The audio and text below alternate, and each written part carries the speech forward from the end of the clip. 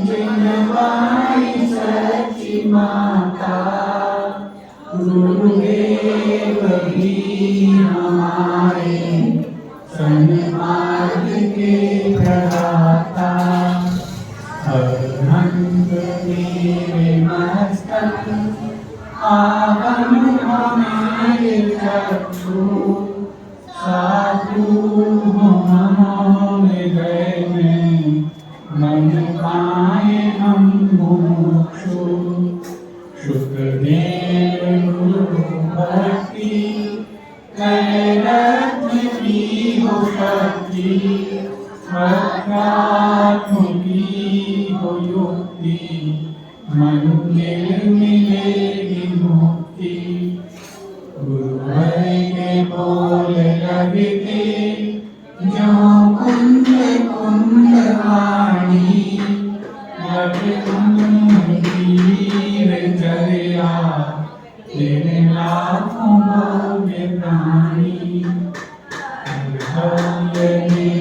जीवन उपकारी हो तन मन श्रद्धा सहित हो चिंतन कर्म मुक्त चेतन।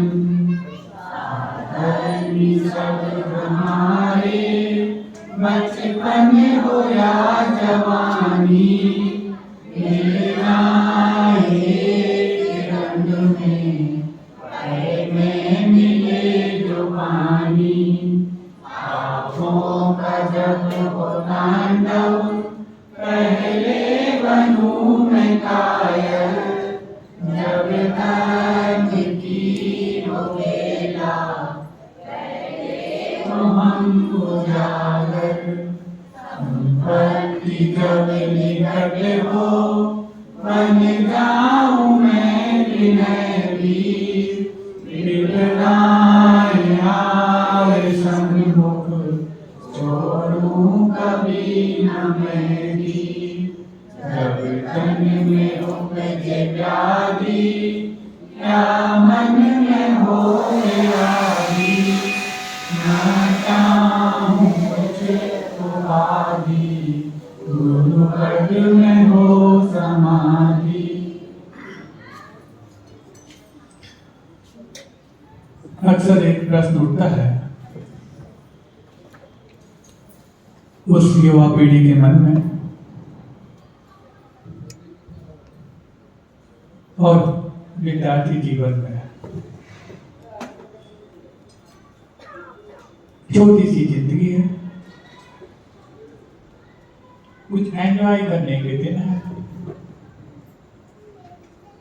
और ऐसे में इस एंजॉय को छोड़ करके किसी बंधन में बंधना, नियम कायदे में अपने आप को ले जाना कहां तक उचित है?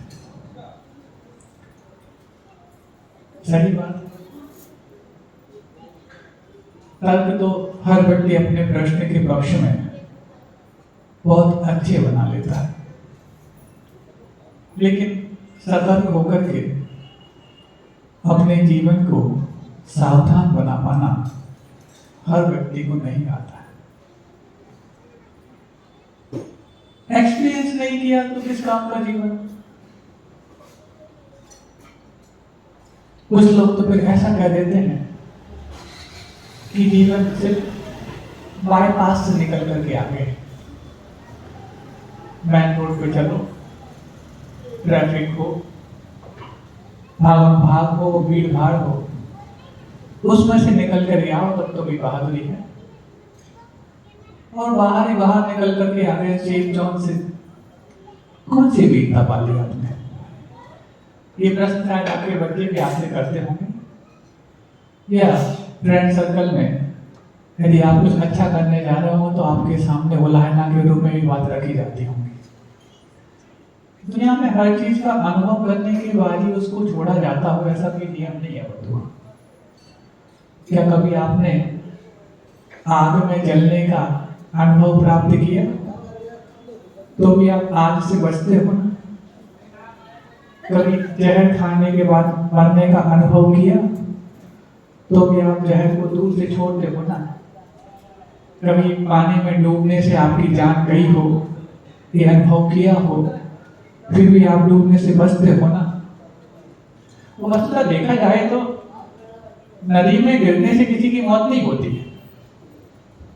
नदी में गिरने से तो नदी पार भी होती है। नदी में गिरने से सिर्फ उसी की मौत होती है जो तैरना नहीं जानता। ऐसे ही जिस व्यक्ति को किसी विपरीत परिस्थितियों में पहुंचने के पश्चात उसको पार करने की लगन नहीं है, अंदर से तड़प नहीं है, अंदर से इच्छा शक्ति नहीं है, उसके लिए कहा जाता है कि तुम इस प्रकार के अनुभवों से बचो। नहीं तो फिर कर्म की वजह विपरीत परिस्थितियां तो हर व्यक्ति संसारी प्राणी के बन जाती है। लेकिन जब कर्म का उदय ना हो तो अनावश्यक शेर के पिंजरे में हाथ मत डालो। कोई कितना भी बड़ा रेंज मास्टर क्यों ना हो, जानबूझ के शेर के पिंजरे में हाथ नहीं डालता, क्योंकि शेर जानता है कि मेरा रेंज मास्टर तो है, लेकिन तब जब मैं शो दिखाता हूं, अदरवाइज छोड़ा नहीं जाएगा।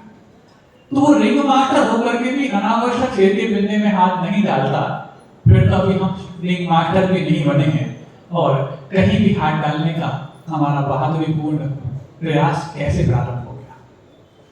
तो हर चीज का अनुभव ही किया जाए तभी उसको छोड़ा जाए, ऐसा कोई नियम नहीं है।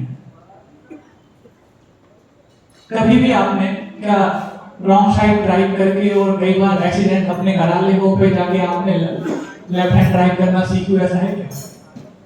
दूसरों के अनुभवों से भी बहुत कुछ हम सीख करके और अपने जीवन को सावधान कर सकते हैं और समाधान पा सकते हैं। लेकिन जब उस वक्त हमारे सामने वाला फ्रेंड सर्कल खड़ा होकर के वो कहता है, तब वो जीवन में एक्सपीरियंस नहीं किया तो किस चीज का काम। ऐसे उदाहरणों को हम अपने जीवन में स्वीकार करके और नहीं करते हैं तो उनको कमेंट्स मान करके अपने जीवन को बर्बाद करने के रास्ते पर चल पड़े होते हैं। बल्कि जो एक अपने जीवन को लक्ष्य के रूप में आगे बढ़ाना जा रहा है, उसको जिस दिन कमेंट ना मिले तो अपने आप को 10 बार आंकना कहीं मुझसे भी गलती तो नहीं हो रही, क्योंकि आज मेरे पास कोई कमेंट्स ही नहीं आए। आज मेरे सामने कोई इस प्रकार के कोई आरोप प्रत्यारोप भी नहीं आए जिसको लेकर के मेरी शालीनता को सामने वाला सह देता। हम अपनी शालीनता को बचाने का प्रयास करते हैं और वो हमें कायर सिद्ध कर देते हैं। लेकिन ये उनके ओपिनियन है, उनके ओपिनियन यदि गलत है तो उनके गलत ओपिनियन में मैं साथ क्यों दूं? और फिर उसमें भी फ्रेंड सर्कल भी यदि पूरा अगर अदर्स जेंडर वाले फ्रेंड शामिल ना हो, पूरा नहीं होता, तो फिर वो अदर्स जेंडर्स वाले जो फ्रेंड्स हैं उनको शामिल करने का प्रयास भी करते हैं। और ये आम समस्या है, इसमें कोई ये नहीं समझना कि कोई अलग से बात लाई गई है, ये आम समस्या है, माता पिताओं की भी है, तो एक सज्जन युवा पीढ़ी की भी है। क्योंकि जब 100 में से 90 उस रास्ते पे बढ़ रहे हो और 10 लोग इस तरफ जा रहे हो तो 10 को आपस में कंपनी भी नहीं मिलती, और जब कंपनी नहीं मिलती तो 90 में से एक आध कंपनी दे देता है, तो उस रास्ते पे आगे बढ़ना उसकी मजबूरी हो जाती है। जीवन में परिस्थितियों के कारण मजबूरी बन जाए तो शायद उसको निभाना पड़ता है, लेकिन कमजोरी बन जाए तो उसको छुपाना नहीं पड़ता, उसको मजबूती में तब्दील करना होता है। और जब इस प्रकार के सब हमारे सामने आने लग जाते हैं तो कोई यदि हमें गलत रास्ते पर ले जाए तो उससे बदला लेने की बजाय बदलाव लाने का प्रयास किया जाए, क्योंकि बदला लेना आसान है और बदला लेने में आप कामयाब हो पाओ कठिन है, लेकिन बदलाव लाना और बदलाव में समाधान पाना दोनों आसान है। अब जब एक्सपीरियंस की बात है तो हर चीज का एक्सपीरियंस जैसे नहीं किया जाता, तो एक प्रकार के एक्सपीरियंस को भी करने का प्रयास ना करें। और यदि आपको लगता है कि जिससे हम अचानक आए हुए ऑफर स्वीकार कर लेते हैं और वो ऑफर जो स्वीकार कर लिए जाते हैं तो उसके माध्यम से हमें लगता है कि शायद हम उस भीड़ में शामिल होने लायक हो गए हैं जिसको कल तक हम आंख बचा करके दूर रखना चाहते थे। लेकिन सोचो, वे ऑफर आपको टॉपर बनाने के लिए है कि डफर बनाने के लिए, पहले सोच लो। टॉपर बनाने के लिए कोई बात नहीं, लेकिन डफर बनाने के रास्ते पे आपको यदि ऑफर दिए जा रहे हैं तो समझने की और सावधान रहने की आवश्यकता है। जब आप उस भीड़ में, उस जमात में शामिल हो जाते हैं तो उस जमात में शामिल होने के बाद आपको एक ऐसा अनुभव होता है कि मैं तो कुछ हटके करना चाहता था लेकिन बहुत कॉमन सा हो गया। और जब अपने आप को सावधान बनाए रखते हैं, कितनी भी उलाहना को स्वीकार करने के बाद आप उस भीड़ में शामिल नहीं होते हैं तो आपको फक्र होता है कि सही समय पर मेरी सही बुद्धि काम कर रही। नहीं तो उस भीड़ में तुम्हें कहाँ मुंह हो जाता पता नहीं लगता, उसके बाद अफसोस पूरे जीवन भर करना पड़ता, ऐसा कोई मलाल जीवन भर करता। बहुत कठिन है इस सही बुद्धि रूपी पूंजी को अपने पास रख पाना, बहुत कठिन है। और खासतौर से युवा जीवन में तो ये बहुत बहुत कठिन हो जाता है। उसमें भी जब पूरा मीडिया, पूरा आज का परिवेश, एटमॉस्फेयर उस दिशा में ही हमें मोटिवेट कर रहा हो, वो इसी को शायद हम मोटिवेशन मानते हैं और इसी को शायद हम अपने जीवन में कुछ प्रेरणा की पुण्य मानते हैं और चंद बड़े होते हैं उस राह पर जहाँ से लौट पाना बहुत कठिन हो जाता है। आप ये मत समझना महाराज जी आज कुछ नई बात लेकर के आ गए, आप सबके आसपास घटने वाली घटनाओं को लेकर के मैं आ बैठा हूं। लेकिन सामना कैसे किया जाए? सामना भागने से होगा कि बचाने से होगा? कई बार लोग बचाने को भी भागना मान लेते हैं। हम बचा रहे होते हैं, आग से बचना, आग से भागना है क्या? क्या आग से खेलना ही उसका समाधान है? आग से बचना भी बहुत बड़ा समाधान है। लेकिन हम या तो आग से खेलना स्वीकार कर लेते हैं या फिर आग से भागना कोई हमें कह दे तो फिर हम आग से बचने वाला उत्तर नहीं दे पाते। तो बचना और भागना में अंतर है कि नहीं? बचने में हमारी भी सुरक्षा है और सामने वाले की भी, और भागने में हमारी भी कायरता है और सामने वाले का डर हमारे जीवन में पैदा हो चुका। अब जब ये बातें हम सामने आने लग जाती हैं तो आप ये सोचो, क्या सामने वाला हमें सिर्फ उपयोग करना चाहता है? सामने वाला हमारी किस चीज से प्रभावित हुआ है? हमारे कैरियर से, हमारे फ्यूचर से, हमारी लर्निंग से, हमारी टर्निंग से, हमारी इंटर्निंग से किस चीज से प्रभावित हुआ है?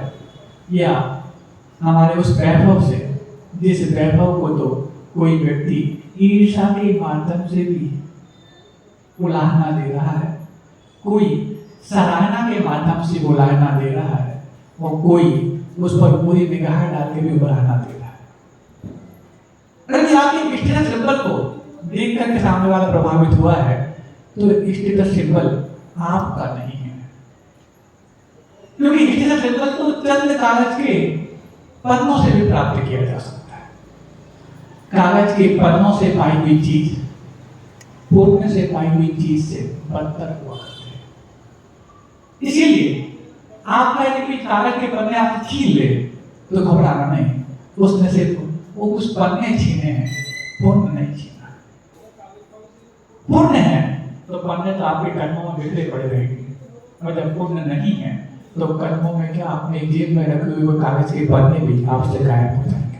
पन्ने समझ रहे हो ना? वो नोट का पन्ने तो नहीं है, रिसीप्ट है, लिखा रहता है मैं धारक को 1000 रुपए देने का वचन देता हूँ, ये तो रिसीप्ट है। वो आपकी वाकई में दौलत नहीं है, धन नहीं है, वो तो रसीद है। और रसीद को यार धन मान करके आप जीना चाह रहे हो तो कितने बड़े मुकाबले में हो। व्यक्ति जानवर पाल ले कोई बात नहीं, लेकिन मुकाबले पालता रहता है, खतरनाक है।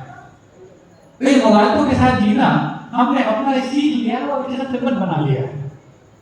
इसलिए कई बार होता है, एक प्रश्न ऐसा भी आता है, महाराज सुन रखा था दान करने से पुण्य बढ़ता है, तरक्की होती, बरकत होती, आदि आदि। लेकिन अभी तो दिवाली का सीजन शुरू ही नहीं हुआ और सभी लोग दिवाली के पहले बहुत कुछ दान की घोषणाएं कर चुके, जमा भी कर चुके। इतनी भी दिक्कत है, हमारे पुण्य के आने के पहले, पुण्य के फलीभूत होने के पहले निकल जाए, ताकि उसके बाद जब पुण्य हमारे सामने आए तो हमारे लिए सिर्फ एक ही चीज सामने आए कि गुरुदेव विद्यासागर जी का महाराज का आशीर्वाद हमारे जीवन में सही रूप में उपयोग करने लायक अब हुआ है, क्योंकि उस वक्त जब उनके बीच में कुछ और दूसरी चीजें आने लग जाती हैं तो कई बार हमारे आस्था पर प्रश्न भी पैदा हो जाता है। इसलिए जितनी भी चीजें हैं, अभी जब पुण्य फलीभूत होना प्रारंभ नहीं हुआ तो वो चीज में वो निकल जाना, वेलकम करना कि अच्छा है, इतनी भी मलिनताएं हैं कर्मों की हमसे दूर जा रही हैं। ऐसे एकाध व्यक्ति के साथ हो रहा होगा, बाकी सब तो बहुत मजे कर रहे हैं। किसी का रेड कोट अच्छा चल गया, किसी की यूनिफॉर्म अच्छी चल गई, किसी के और भी सब चल रहे हैं, चलते ही जा रहे हैं, सबके अपने अपने तरीके हैं। लेकिन एकाध भी व्यक्ति सोच रहा हो कि सब फलीभूत हो रहे हैं और हमने भी वही बात सुनी थी और हमने भी कर डाला कोई रात, और दिवाली का सीजन तो आ ही गया है लेकिन अभी तो कुछ शुरुआत पूरी नहीं हो रही है। ध्यान रखने से दिवाली 2 महीने की जो आपकी होती है वो 2 दिन में भी काम कर सकती है। धैर्य यदि आपके पास हो तो, नहीं है तो फिर 2 महीने बहुत चला और विषयों में चला गया, क्या फायदा। कब तो हो सकता है कि हमारे विषयों में जाने से वो रोकने लायक में सपूर्ण हमने सिद्ध कर लिया हो जो हमने इस बार भगवान पार्श्वनाथ के भक्त होने के बाद सिद्ध किया है। अरे जब भगवान पार्श्वनाथ को जो उपसर्ग कर देता है उसका भी अंत में जाके कल्याण हो जाता है। फिर तो हमने भगवान पार्श्वनाथ के चरणों में उत्सर्ग किया है, त्याग किया है, हमारा कल्याण क्यों नहीं होगा। ऐसी यदि अपने अंदर आस्था पैदा हो गई तो घबराने की आवश्यकता होगी। आप उपसर्ग नहीं कर रहे हो उनके चरणों में, उत्सर्ग मतलब त्याग होता है, वो कर रहे हो। तो जब उपसर्ग करने वालों का कल्याण पक्का हो गया तो कमट था, हम तो कर्मठ है। तो ये बात चल रही थी कि कई बार मतलब प्रश्न ये आता है कि एक्सपीरियंस क्यों ना किया जाए, ऐसे एक्सपीरियंस से बचना। और सामने वाला भी आपके उस वैभव को देखकर प्रभावित हुआ है तो जिस वैभव को हम छोड़ने तैयार हो गए, कहीं ऐसा ना हो कि हमारे वो वैभव को छोड़ देते, वो हमें छोड़ने तैयार हो जाए। फिर आपको ये अफसोस जीवन भर मलाल के रूप में रहने वाला है।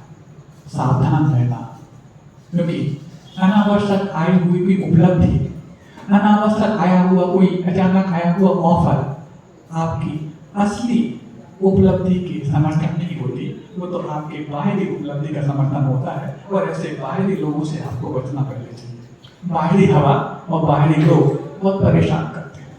मतलब कि बाहरी हवा का मतलब कोई तो नहीं आप कहना चाह रहे जो हम समझ रहे हैं, हाँ जो आप समझ रहे हैं वही कहना चाह रहे हैं। ये बाहरी हवा और बाहरी उपलब्धियों को देखकर प्रभावित होने वाले लोग हमेशा परेशान करते हैं। और इन लोगों से सबसे पहले सावधान रहना। आपको ना कहना आना एक बहुत बड़ी विदेशी भाषा सीखने से भी बड़ी उपलब्धि साबित हो सकती है। ना कहना ये आपके कॉन्फिडेंस को भी बढ़ाने वाला होता है और कई बार आपके जीवन में उन सब अनावश्यक मुसीबतों से बचाने वाला भी होता है। ये मुसीबत उन लोगों से फेस करते वक्त, यदि मुसीबत आप फेस कर रहे हैं तो इसका समाधान की जरूरत आपको उन लोगों से समझनी चाहिए जो इस मुसीबत को पहले फेस कर चुके हैं।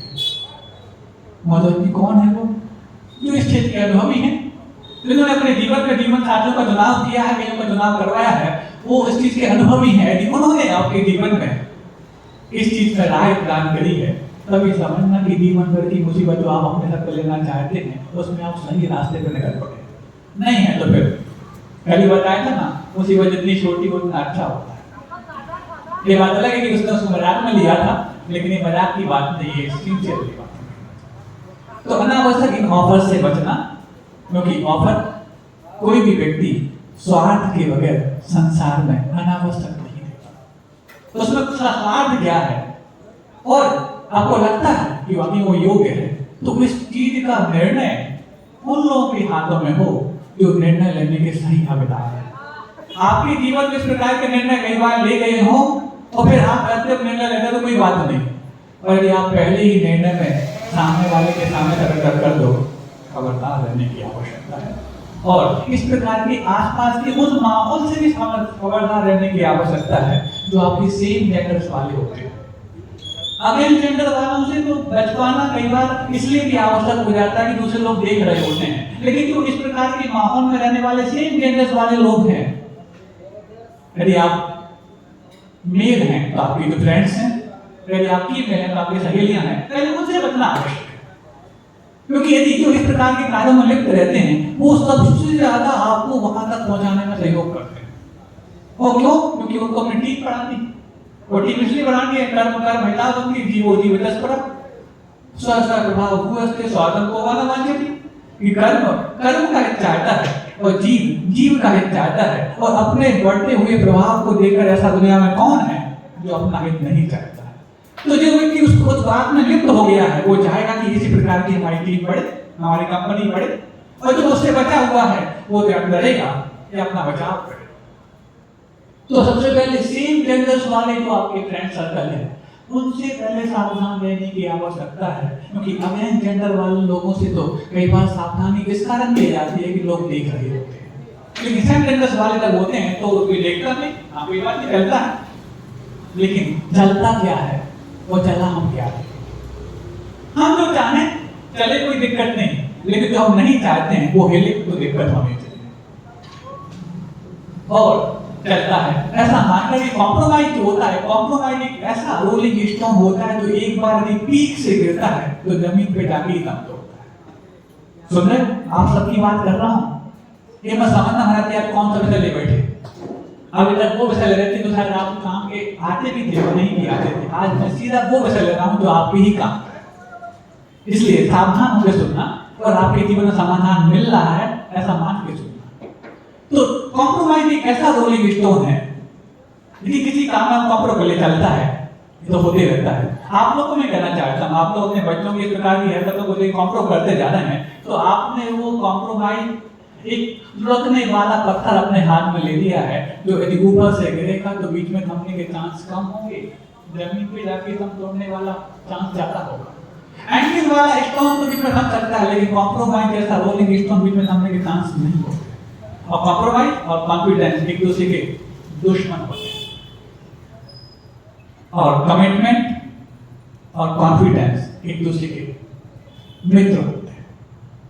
यदि हम संकल्प में कमिट कर रहे हैं, हम अपने जीवन में अनुशासित जीवन जी रहे हैं, तो हमारे वो कॉन्फिडेंस को बढ़ा रहा होता है। और यदि चलने वाली धरने में हम आ चुके हैं तो कॉन्फिडेंस तो घटा ही रहा होता है। जीवन में आपको चाहिए हो या ना चाहिए हो, कॉन्फिडेंस तो चाहिए, क्योंकि आप ही लोग बोलते हैं success has so many elements just like hard work, focus, vision, attitude, thinking, confidence and luck. And confidence is the engine of that train. But how to develop that confidence? हम इन छोटी छोटी बातों को इग्नोर करके confidence lose भी कर रहे होते हैं और इनको गौर करके उसको इम्प्रूव भी कर रहे होते हैं। निर्णय हमें लेना है। ये अनावश्यक मिली हुई ऑफर से बचने की आवश्यकता है। हाँ, यदि आपने किसी से प्रभावित होकर के उसको ऑफर बनाने का सोचा हो तो भी एक बात सावधानी से समझ लेना है, क्यों ये विचार आपके मन में किस कारण से आया, आसपास के वातावरण को लेकर के आया, उसे किसी गुणों को लेकर के आया, उसे किसी बाहरी चीजों को लेकर के आया, क्योंकि ये सब तो चीजों में आज उसके पास है कल नहीं भी रह सकते, लेकिन जो चीज उसके पास है वो आप पहचान 1-2 महीने में नहीं कर सकते। कई बार बोलते हैं, जैसे मान लो आपकी घर के किसी सदस्य की तारीफ कर दी जाए कितना सीधा है, तो आप लोग बोलते बोले महाराज सीधा नहीं है, हम जानते हैं, हम रहते उसके साथ, हमें मालूम कितना टेढ़ा है। तो जब आप भी अपने घर के सदस्य को जो बाहर के लोग 2-4 महीने से देखते आ रहे हैं तो उसमें उनका ओपिनियन गलत साबित कर देते हैं, तो फिर किसी एकाध व्यक्ति का जो आप उसकी बाहरी चीजों से प्रभावित होकर के उसे हमने ओपिनियन देकर के स्वीकार करना चाह रहे हैं, वहां पर भी आपको यही सोचना चाहिए 2-4 महीने की दोस्ती से, 2-4 महीने के दिखावट से जीवन नहीं चलता। जीवन चलाने लायक जिसके पास बनावट हो उससे चलता। तो प्रश्न आज बहुत सारे थे, लेकिन हम प्रश्न ले ही नहीं पाए। दूसरा प्रश्न है, जानवरों की चर्बी से क्रीम,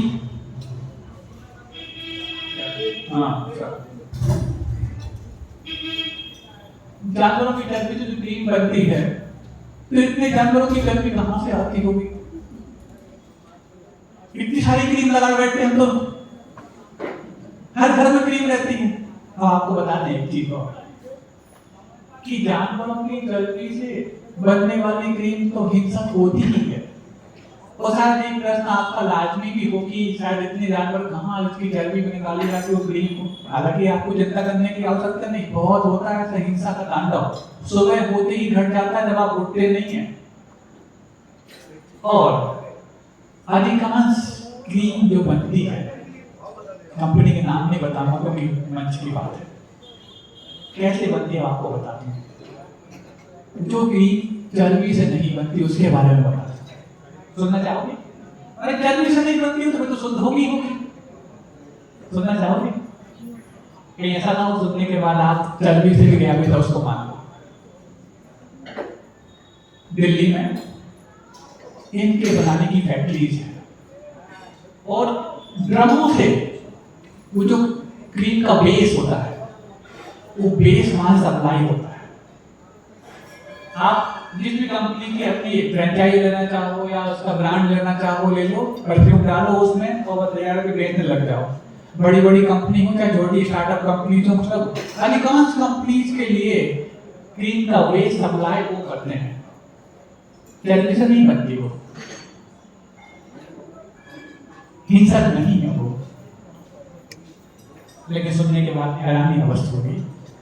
जो भी आपके फ्लश टैंक साफ होते हैं ना, कंप्रेसर, वो सारे के सारे इकट्ठे होकर के वहां पूरा मनुष्यों का मल इकट्ठा करते हैं, वो उसको स्मेललेस कलरलेस कर देते हैं, बिल्कुल वाइट बना देते हैं। मनुष्य अपना मल अपने चेहरे पे लपेटता है और पोतता है और फिर जाकर के उधर चंदन तंदुल पुष्प कई करके यहाँ पर आगे चढ़ाता है। समझ में आ रही है?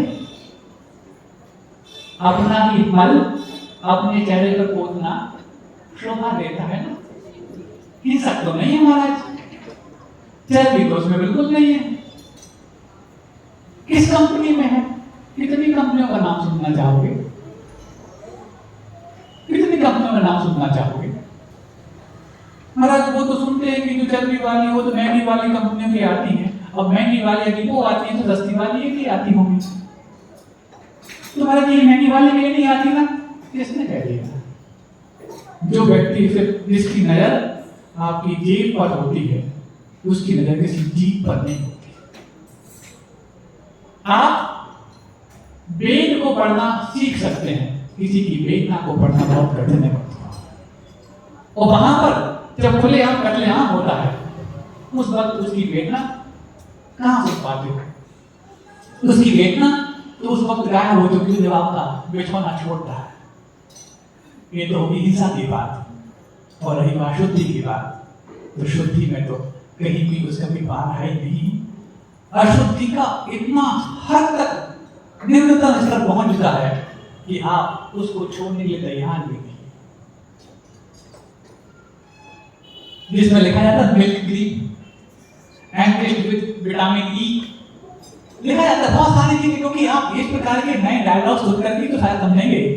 ये बात अलग है कि वो फला फला F&L समझते हो? F&L कंपनी का नाम है वैसे। हाँ ज्यादा नहीं बोला, समझदार है।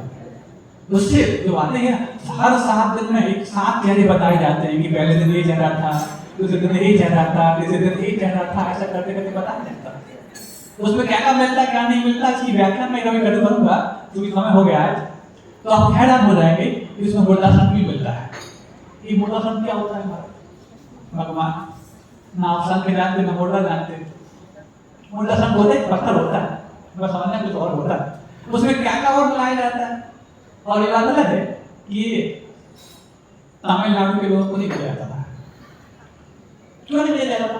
क्योंकि यदि वहां के लोगों को यदि बोल के दिखाओ और एक भी गोरा नहीं हुआ तो कंपनी ब्लेम हटाए। तो लेकिन वो सब आपके लिए बहुत आनंद से बिकता है। क्यों बिकता है? क्योंकि इस प्रकार की चीजों के बगैर आपका जीवन चलता है। वहां तो चलता है जब कॉम्प्रोमाइज की बात आए, लेकिन वहां नहीं चलता कमिटमेंट की बात आए। आपके जीवन में यदि आप चाहते हैं कि आप अपने जीवन को आत्मविश्वास के साथ साथ दूसरों की रक्षा के ऊपर खड़े उतर पाएं तो आपको कुछ न कुछ संकल्पों की रक्षा करनी अवश्य आनी चाहिए। अहिंसा परमो धर्म की, बोधि समाधि परिणाम सुखी, स्वात्मोपलब्धि शिव सौख्य सिद्धि, चिंतामणि चिंतित वस्तु धामी, तो आनंद मानस। 4-5 प्रश्न और हैं, आज ले नहीं पाए, कोई बात नहीं। एक ये कर दे रहे 4 पीढ़ी का शोर हुआ है, कितने दिन पालन करना चाहिए? जितवाणी में लिखा है, पढ़ के पालन कर लीजिए उसको। और पीढ़ी गिनना भी बहुत महत्वपूर्ण है। कई बार अपने मन से पीढ़ी लगा देते हैं कि 4 हुई 5 हुई। पहले पीढ़ी गिनना ठीक से समझो, फिर उसके बाद कितनी पीढ़ी में कितना 16 सूतक लगता है जन्मवाणी में लिखा, उसको पढ़ के पालन करें।